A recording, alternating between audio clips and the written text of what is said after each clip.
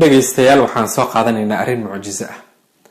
waa sida ay isku waafaqeen suubanaha sallallahu alayhi wasallam wixii uu ka yidhi cudurrada faafa sida cudurka coronavirus-ka iyo waxa ay ka tiri hay'adda caalamka ee caafimaadka ee WHO. Nabiga sallallahu alayhi wasallam wuxuu ka hadlay cudurrada faafa, wuxuuna uga hadlay erayo kooban oo mug weyn. maanta qoraalada badan ay soo diyaarisay hay'adda caalamka adduunka waxay ku tusinaysaa, waxaad moodaaba inay ka soo qaateen Nabiga sallallahu alayhi wasallam. midda koobaad aynu soo qaadanayno waxay tahay, waxay dhaheen WHO waxay dhaheen qofka bini aadamka ah waa inuu 5 jeer ugu yaraan u gacmihiisa dhaq.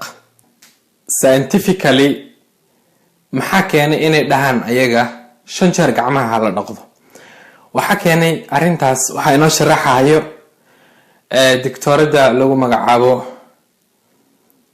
Fatima Al-Wahsh oo kamid ah dhakhaatiirta caafimaadka. waxay tiri muddada uu viruska jirkaaga uu saarnaanayo siiba ereyada afka iyo sanka waxay u dhaxaysaa 3 ilaa 4 saacadood.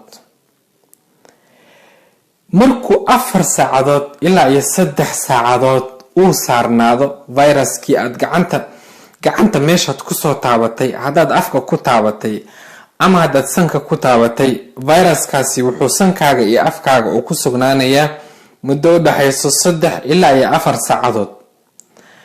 marka haddii aad dhaqdo viruskaas oo aad si fiicanna iskaga dhaqdo, viruskaasi wuxuu ka raacayaa dhaqistaas ayuu kaaga raacayaa. siiba in sanka la sandaarsado oo la luqluqdo waxay ka mid tahay waxyaalaha ugu fiican ee qofka u maaragtay viruskii gudaha u sii geli lahaa ee dhuunta intuu u galo haddana xabadkiisa iyo sanbabadiisa u gudbi lahaa uu iskaga sifeeyo ayay ka mid tahay, oo ah in viruska laga takhaluso. haye Nabiga sallallahu alayhi wasallam wuxuu yiri 5 jeer maalintii hal weysaysto. waliba qofkii salaada duxada tukada iyo qiyaamul layl sameeya maxaa laga yaabaa intaas in ka badan inuu fursad u helo oo sankiisa iyo gacmihiisa uu ku dhaqo. taas waa arrin la yaab leh. midda labaad, qaabka loo dhaqanayo maxay recommend garaysay hay'adda caalamka ee adduunka u xilsaaran caafimaadka? maxay recommend garaysay hay'adda? waxaan idinka soo qaadayaa website-keeda. waxay tiri sidan ha loo dhaqdo. sawirkan ila fiiriya. waxay dhaheen marka ugu horeyso gacmahaada biyo ku shub, saabuunna ku shub ayay dhaheen. ka bacdi waxay dhaheen saabuunta abuurka kici, waa lambarka 3. markaas waxay dhaheen waa inaad gacantaada rugto. waa inaad rugto oo weliba marka aad rugayso waxay dhaheen waa lambarka 4. waa in faraha aad isdhexgeliso ayay dhaheen. ka bacdina aad iska raaciso, ka bacdina aad engejiso. hay'adda caalamka ee adduunka sidaasay dhaheen. haye suubanaha sallallahu alayhi wasallam wuxuu ina yidhi waa in qofka markii uu gacmaha dhaqanayo waa in uu faraha isdhexgeliyo, waa inuu gacanta korkeeda uu dalkii uu ku sameeyo oo uu gacanta korkeeda u dhaqo. kutubta fiqiga oo dhan saasa ku qoran. marka waxa la yaab leh muslimiinta alxamdulillah arrimahan way haystaan wayna ku dhaqmaan. marka waa arrin ku tusinayso nadaafadda islaamka meesha uu ka gaadhsiisan yahay. raqamka kale ee aan u imaanay waxay tahay weysada 2 gacmo dhaq baa ku jira. 2 gacmo dhaq dadku kuma ay baraarugsano, laakiinse waxa ku jirto arrin latiif ah oo caafimaadka qofka aad iyo aad ugu wanaagsan. maxay tahay? waxay tahay marka koobaad bilaabayso weysada gacmahan hore ayaad dhaqdaa okay, marka aad gacmaha hore aad dhaqdo maxaa ku xiga? waxaa ku xiga wejiga inaad dhaqdo ka bilaabato dhegta ilaa iyo dhegta kale ilaa iyo tintaas madaxa ilaa iyo tinta gadhka, lafta gadhka. laakiinse waxaa ku dhex jiro sandaarsiga iyo afdhaqa. okay, marka aad sandaarsiga iyo afdhaqa iyo weji dhaqa aad samaynayso kulligood maxaad taabanaysaa? waxaad taabanaysaa hoyga microbeska iyo bacteriyada oo ah sanka iyo afka. sanka iyo afka markaad taabatay maxaa lagu yidhi? waxaa ku xigo gacmaha inaad haddana kulligood inaad haddana dhaqdo ka bilaabato gacanta meesheeda koobaad ilaa iyo jiqilka. waa marka labaad eed gacmaha dhaqayso. micnaha waxaa la diidan yahay adigoo sankii iyo afkii gacanta la gashay in haddana aad gacantaas meel kale kusii taabato. marka maxaa lagu yidhi? ghaslul yadayn, inaad labada gacmood dhaqato. oo weliba hadda waa la dheereeyey dhaqmihiio waxaa laga bilaabay faraha fiidooda ilaa iyo jiqilka ayaa la gaadhsiiyey. marka arrin latiif ah ku jirto. marka weysada si fiican u weyse qaata. arrintaas waa arrin aad iyo aad maaragtay nadaafada shakhsigan ugu fiican. waana arrin ku tusinayso waxyiga rasuulka sallallahu alayhi wasallam uu imaaday, because isaga muuna ku noolayn bii'ad ku dadaasho nadaafada, mana uusan uga soo bixin jaamacad iyo waxbarasho toona ugama soo bixin. haye waxaan u gudbaynaa qodobada kale. qodobka labaad ee muhiimka ah waxaa weeye nabiga sallallahu alayhi wasallam muxuu ka yidhi? hindhisada iyo qufca waa isku nooc. weliba ayagu waxay ka tegeen hahaamsiga nabiga muxuu ka yidhi?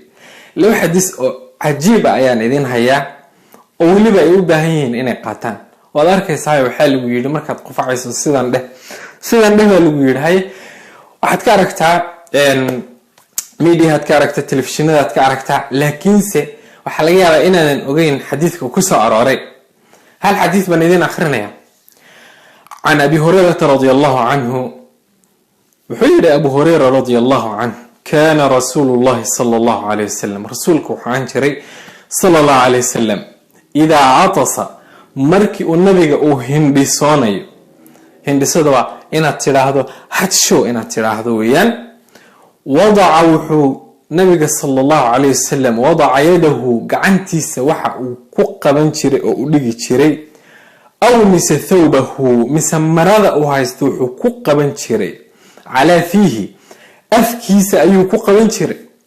bal u fiirso akhlaaqda intay dhan tahay suubanaha sala allahu alayh wasalam, akhlaaqdiisa iyo daryeelka dadka agtiisa joogo, bal heerka ay gaadhsiisan tahay uu u galahaya. bal fiiri, yacni ma aha ummad dhan buu isu keenay. ma rabo inuu ruux kasta intuu ku hindhisoodo hindhisadii ay maaragtay dadkoo dhan dhex qaado oo hargabki iyo cudurkiisaas la iskugu gudbiyo.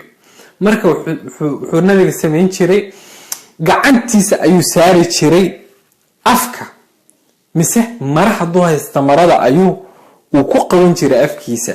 wa khafada, wuxuuna hoos ugu dhigi jiray, aw qada biha sawta, xataa sawdkiisa hadduu sawdka zaaid uu kaaga soo baxo waxaa dhacaysa hindhisadu meel dheer inay gaadho. xadiiskaas waxa weeyaan xadiis abu daawud iyo tirmidiba ku sugan weyaan.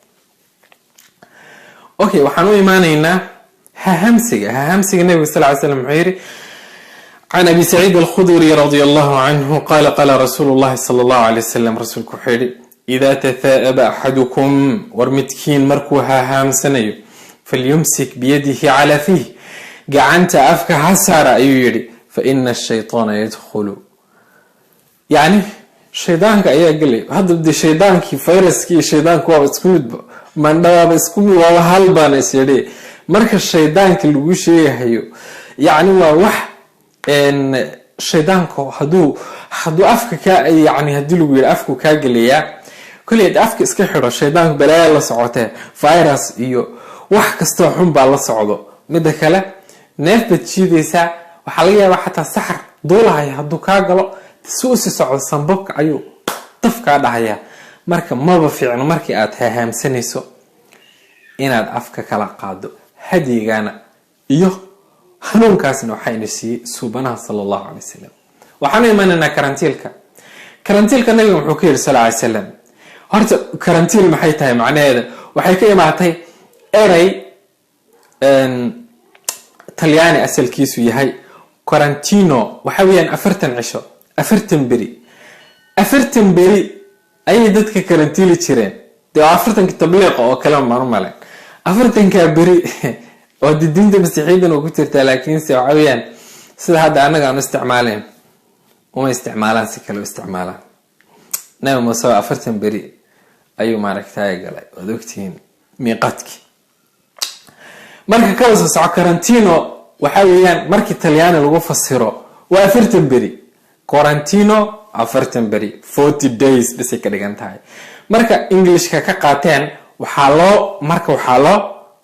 loo fasiray qaab kale oo ah inta muddo caafimaad qofka meel lagu xayiro ayaa la dhahaa quarantino okay quarantine ee englishkana lagu dhahaa nabiga sallallahu alayhi wasallam arinta muxuu ka yiri waa xadiis aad muhiim ah oo in badan laga yaabo inaad maqasheen hay xadiiskan aan soo qaadano عن أسامة بن زيد رضي الله عنه عن النبي صلى الله عليه وسلم نبي وحيري أسامة بن زيد سيد لغو سورينيو وحيري نبي إذا سمعتم الطاعون في بلدة حدي المقشان إن أكد الله داعون مقالو داعونك وحوهان تري بوقدتك كصبح حد وديشو وسيدا كنسرك وكلا يوهان تري مثل فانتض وكلبا فانتا إنو يهانو ملاينيا وحيري نبي مركوا وعذر فعفا وماركتاي سيدا كورونا فيروسك وكلا marka nabiga sallallahu alayhi wasallam wuxuu yiri hadii aad ku maqashaan magaalo asagoo ku filaya xanuunkaas fala tadkhuluha horta magaalada ha galina dadka fayow inay galaan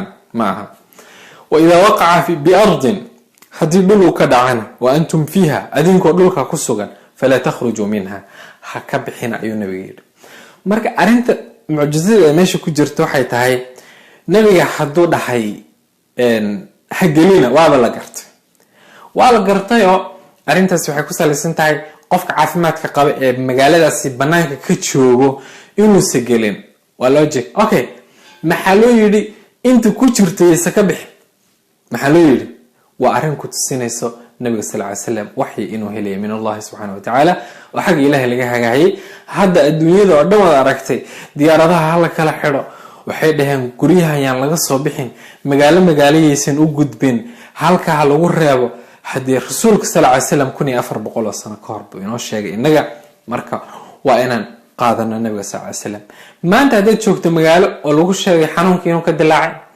haddaad ka baxdo magaaladaas oo magaalo kale oo fayow aadayso mise aad aadayso ayida oo joogto baadiyaha waxaad ogaataa number 1 waxaad khilaafaysaa ma dawladda iyo recommendationka ay bixisay ma iyo UN number 2 hadalkii nabiga ayaad ka hor imaanaysaa marka dambi baa ku fuulahayo qofkii aad saa ku disho inta cudurku u geyso waxa la sheegay dad dibadda ka tagay oo ummad Soomaaliyeed oo dhul maaragtay nabad ah ku nool oo cudur ka jirin ayagoo oo cudurkii xataa aan iska fiirinin daf dhahay oo dadka dhaxgalay hadii dadkaas xagga Ilaahay waxay ka yihiin dambiilayaal dambigoodana kama yaro dadka dila sababtoo qofkan haduu cudurku u xambaarsan yahay ama uu isaga shakisan yahay ama laga yaabo inuu meel soo maro hadii uusan cudurkii uusan dadkiisa ooga bi'in oo uusan macnaha isdhihin warniyaho meel baad ka imaatay dadku ay miinaysan yihiin ummadaada dhex gelin oo uusan dareenkaasi uusan lahayn hadii qofkaas aad arkayso waxa weeyaan islaamnimadiisa waxba ku jira kaba soo tagtaas arinta oo ugu cajiibsan ee aan ku arkay axaadiista waxa kamid ah waxaan hadda la yiraahdo social distancing qofka in uu qofka kale u jirsado meel aynan macnaha macquul ahayn in cudurka isaga gudbo yaana cudurkan waa cudur airborne ah coronavirus ka waxa weeyaan hadalka yani magaciisa aad ma sheegay sababtoo ah meel kasta laga sheegaya marka iska garo cudurrada faafan leeyahay insha Allah taala marka coronavirus ka ama covid-19 ka qofka sida la isku gudbiyo waa airborne yani qofka dabayshana la isku gudbiya hadii qol aad wada gashaan ama xataa elevator aad wada raacdaan oo naqaskiini uu isku faafo waxa weeyaan cudurka wad kala qaadaysa arintaas nabiga muxuu ka yiri sallallahu alayhi wasallam xadiiskan bal oo fiirso cajiib can caaishata radi allahu canha waxay tiri caaisha radi allahu canha sa'altu rasuula allahi sala allahu alay slam rasuulka ayaan weydiiyey bay tiri can daacuun daacuunka fa akhbaranii wuxuu ii sheegay annahu cadaabun yabcathu allahu calaa man yashaa wa cadaab uu ilaahay subxaana watacaala kusoo diray cidda uu doono. marka nabiga wuxuu yidhi laysa min axadin yaqacu daacuunu qof ma jiro daacuunka uu ku dhaco fayamkuthu markaasi ku nagaado fii baladihi magaaladiisaa iska dhex joogo. oo hadda waxaan macnaha dadkan magaalooyinka laleeyahay war ha ka bixina nabigeena mar horu inoo sheegay. riwaayad kale axmed ibn xambal radi allahu canhu musnadkiisa ku jira waxaa fii beytihi gurigiisa aan ka soo bixin.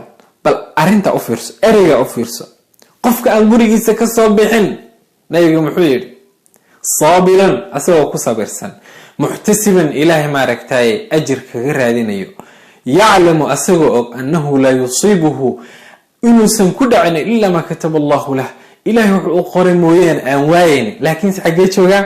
gurigiisu joogaa. ma aha dadka dhahayaan banaankaasaan mari ilaahay wuxuu ii qora ayaan arkayaa. saas ma aha. hadalka nabiga ha khilaafin. nabiga muxuu yidhi fii beytihi asagoo gurigiisa maaragtaye ku dhex jiro, saabiran asagoo ku sabrahayo, muxtasiban oo haddana ilaahay ajar kaga dalbahayo, yaclamu annahu laa yusiibuhu ila maa kataba allahu lahu ila kana lahu mithlu ajri shahiid. qofkaasi wuxuu leeyahay ajarka uu lahaan lahaa qof shahiid ah oo dagaal macraka ku dhintay. yaa turaa maxaad u aragtaa sababta qofka shahiidka loo simay iyo qofka faafreebka iyo yani cudurkan inuu faafo digtooni uga qabo gurigiisa u jooga? maxaad aragtaa waxa ka dhaxeeya? waxaa weeyaan labadooduba naf ayay ku saabsan tahay. qofkani wuxuu gurigiisa ugu jiro inuu naftiisa badbaadiyo oo naf kalena uu badbaadiyo. hadda qofka shahiidka ahna wuxuu u dhimanayaa inuu ummadda islaamka maaragtaye ku badbaadiyo, dhiigiisa u daadinayo. marka waa laba shay. de shahiid baa tahay haddaad maaragtaye intaad gurigaaga aada naftaada u horto oodan gurigaaga kasoo bixin oo waxba aadan cararin oo ama si careless aadan ummadda udhex shahiid haddaad ku dhimato sidaas shahiid baa tahay. marka aayar guryihiina iska jooga nabiga ayaa yidhi. xageen u dhaafna hadi nabiga sal ly slam baa yidhi unt iyo waxaas waxaweyaan kaba soo gudub nabiga ayaa yidhi. marka waa arrintan oo social distancingka ayaan weli ku jirnaa. xadiid kaloo cajiibaa jiro, xadiidkan aan soo qaadano. nabi wuxuu yidhi fira min almajduumi firaaraka min alasad. waxaad uga carartaa qofka cudurka juudaanka uu hayo, waa cudur gudbaasna, sida aad libaaxa uga cararto. waa social distancing. xadiid kale oo kasii more precise oo macnaha qodobka taabanayo ayaan haddana hayaa. inkastoo xadiidkan uu ku jiro nin matruuk ah, laakiinse waxa weeye informationka ku jiro waa dahab. hadda maanta in la isticmaalana ku haboon weeyaan. xadiidkaas maxay tahay? xadiidkaasi wuxuu yidhi nabiga kalim almajduuma wa baynaka wa baynahu qaydu rumxayn. qofka juudaanka qabo waa cudur gudbe sida coronaviruska ah. markaad la hadlayso waxaad kala hadashaa buu yidhi distance dhan 2 waran. waranka ma taqaanaa? waranka joogaygu leegyahay, waranka dhaadheer ee libaaxa lagu dilo weeyaan. marka wuxuu yidhi nabiga 2 waran distance dhan ama masaafad dhan 2 waran inay ku jirto u jirso markaad ninka juudaanka qaba la hadlayso. bilaa calaykum bal u fiiri xadiidkaas yani sida uu macnaha u taabanaya arrinta. xadiid kalan ku haya nabiga wuxuu yidhi sal ly slam laa yurid mumridun calaa musixin. adoo geel caafimaad qaba haysato nin kale intuu soo kaxeeya geel kale oo xanuunsan in uu kugu soo kaxeeyo waa la xaaraantimeeyey. nahyi baa kusoo aroor. ka waran bini aadamka soo kama sii qiimo badno? bini aadamkaa kasii qiimo badan, naftiisana ay ka qaalisan tahay. marka waxaa la yidhi yaan la isku soo aroorinin geelin kii xanuunsanaa iyo kii caafimaadka qabi, yaan la isku soo aroorinin. bini aadamka ayaa kasii muhiimsan. okay, arrin kale social distancing ayaan ku jirnaa. nabiga sal ly slam waxaa u imaaday wafdi weyn oo ka imaaday thaqiif. marka wafdigaasi waxay rabeen inay nabiga la galaan mubaayaca markaasa markay imaadeen nabiga sallallahu alayhi wasallam waxaa loo sheegay in wafdiga kamid yahay qof oo juudaan qabo cudurka juudaanka markaasa wuxuu ku yiri nabiga sallallahu alayhi wasallam fariin buu diray wuxuu yiri irji' faqad baayacnaaka warniyahow iska laabo waan ka qabnaa salaantii iyo mubaayacadii iyo wixii oo dhan waan ka qabnaa khayr Allah ku sii ka noqo oo meeshaad ka imaatay ku noqo sababtoo ah nabiga asxaab badan baa la joogta asxaabtiisa hadii infection uu ku dhaco kulligood waxa laga yaabaa mushkilad weyn inay meesha ka dhacdo marka asbaabta in la qaato waxay kamid tahay arimaha maaragtay lagu badbaado Umar ibn Khattab arinta markii qabsatay daacunkii Amwaasna wad garanaysaan wuxuu yiri markii lagu yiri Umarow ma qadarti Ilaahay wad ka caraysaan Umar ibn Khattab wuxuu yiri nafiru min qadari Allah ila qadari Allah qadarti Ilaahay baan ka cararaynaa qadarti Ilaahay baan u cararaynaa marka waan ogeydeen qisadaas marka la idin ka sheekan doona insha Allah taala walaal hadii aad maaragtay jacashahay arintan oo aad dhameysatay waxaan ka codsanayaa inaad qaybiso aad gaarsiiso meesha aad macnaha gurbiyaasha waaweyn aad ku qaybiso aad iyo aad bad u mahadsantiin